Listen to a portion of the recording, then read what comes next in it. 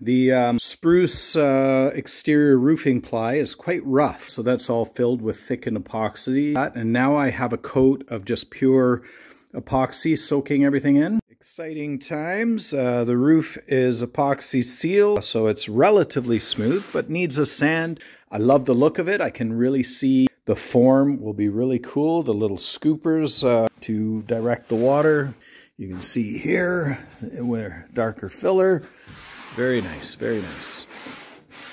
And how's that looking? You can see it has a pleasant little sheen. Yeah, so it's prime. And these supports for the hinges were epoxied onto the roof. This is a mix of garage floor water-based epoxy, acrylic epoxy paint, and a water-based Tremclad primer. And they mix quite nice together, actually, and I've done tests, and that just makes it stupid strong, and it grips really, really well. So these little defects will get all filled up.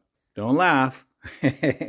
But this is going to be the color scheme. That's roughly the blue, you can see the paint can lid of what the top sides of the boat will be.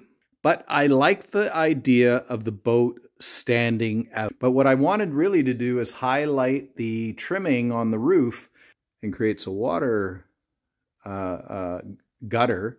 So that piece of trimming right along there, I let the roller run along the top of that, and you can sort of see how it worked. It worked up here. I didn't even have to tape. I don't really try to avoid taping where possible, because at the end of the day, the tape tends to just siphon paint underneath. This is going to look really cool. I can't wait to hear what Deanne says.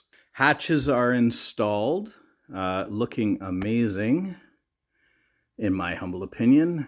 Just to take you for a walk up and show the function, I guess we'll go through the front. So here you can see the line, how it comes across. I had to add little plastic grommets to elevate this side because of the weather strip. So those little ply pieces could be larger. On the other hand, though, by doing it that way, less likely to get moisture underneath. On here, you know, I debated about adding something here. Maybe down the road I'll put a handrail down the middle. That will be the right height so the hatch can rest on it. But so for now, I have it latched, 2 eye hooks and a handle on it. And just to give you an idea how nicely this door worked out with a weather strip. So the idea is this comes over, and so any water landing on here will run out the outside. And then this is weather stripped all the way along and seats against the side panel. So here you can see how this opens up. Double eye hook to really seal it down. And yeah, some paint to clean up and whatnot. And so there you go. There's your tray to put some items on. And you can put your coffee here, fishing tackle, and it's actually pretty solid. So this is glued. This is a different type of, it's just a hollow bead.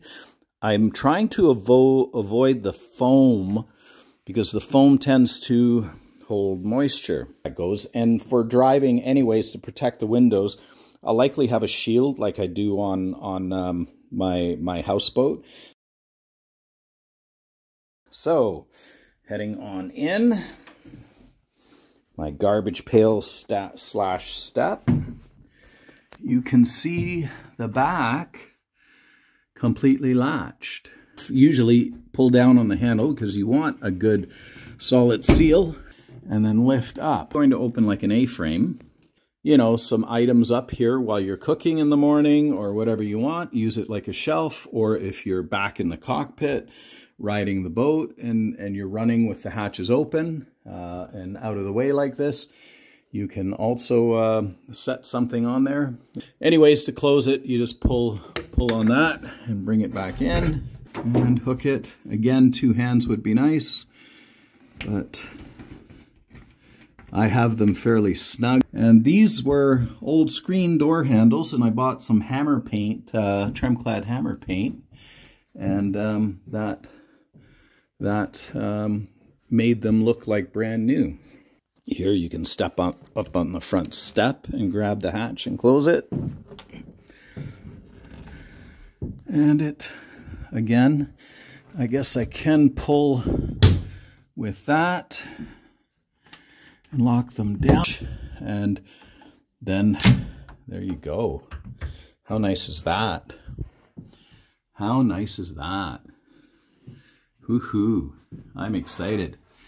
Dee was in here, and to my surprise, she actually said, "Oh, yeah, I could go camping in this." And that made my day.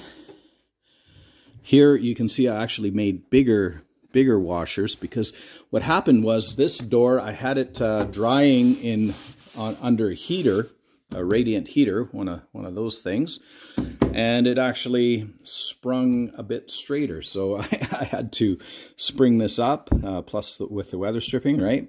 Unless I point these things out, oh darn, I just did, you wouldn't notice.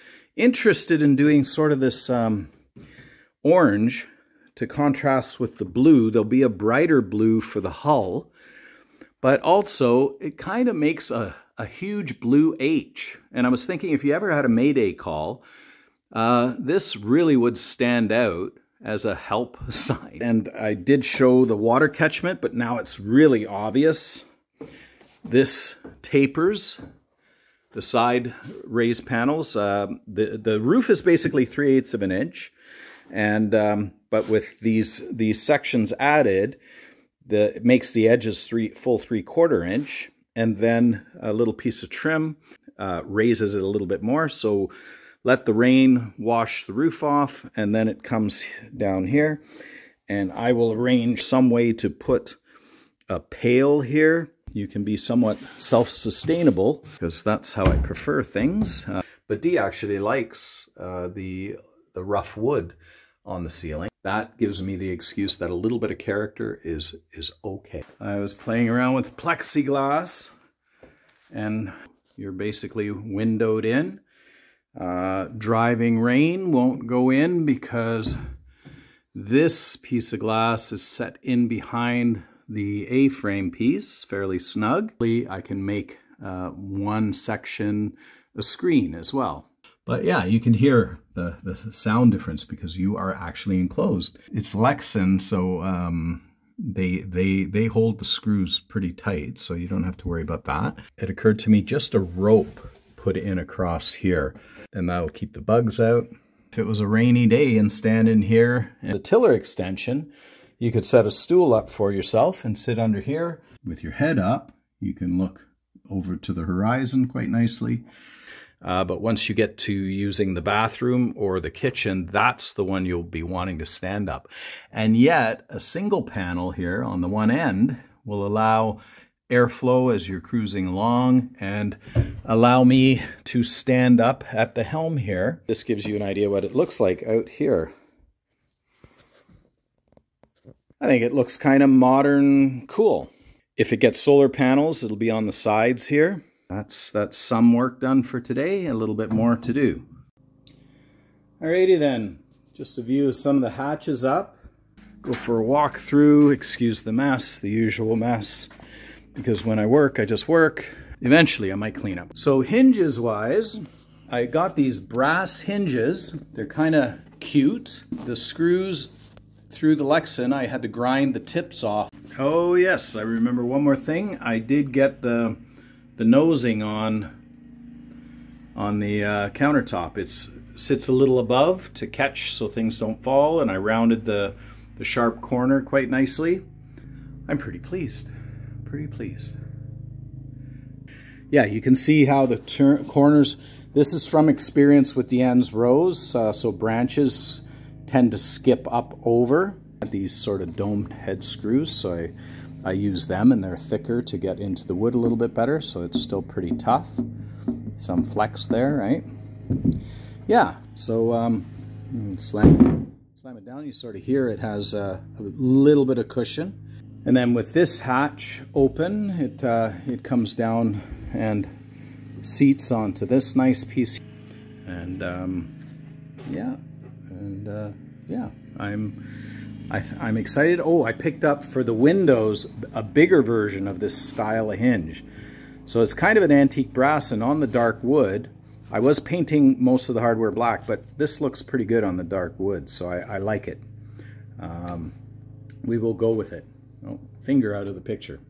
So, and they weren't that expensive, so that's great, like $6 for a pair of hinges. So to do a bunch of windows for $6 a set of hinge, that's amazing. I have to create some hardware to toggle the side windows closed as well. I've got some ideas there. I've already made some mock-ups that worked relatively well.